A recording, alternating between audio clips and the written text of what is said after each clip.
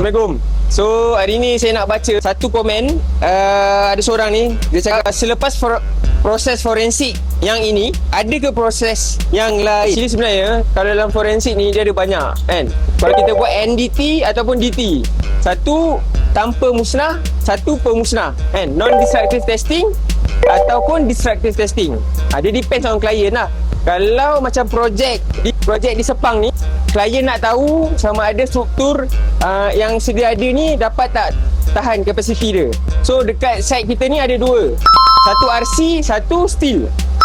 Forensik yang pertama ialah kita buat untuk reinforce concrete, yang mana kita menggunakan rebound hammer dengan rebar scanner.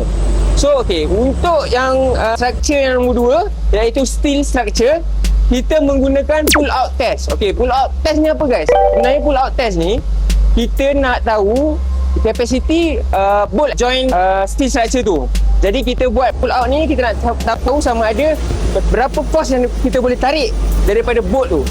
Kalau macam korang nampak dalam video ni, kita buat kita tarik sekitar 10 kilonewton, yang mana 10 kilonewton tu bersamaan dengan 1 tan lah, sekitar 1 tan. So kita nak tarik 1 tan.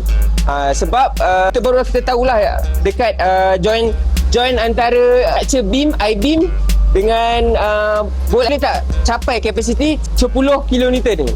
So guys, jangan lupa kalau siapa nak buat forensic engineering ataupun reverse engineering, kita boleh buat, kita boleh propose NDT, kemudian kita boleh designkan balik, keluarkan drawing dengan report.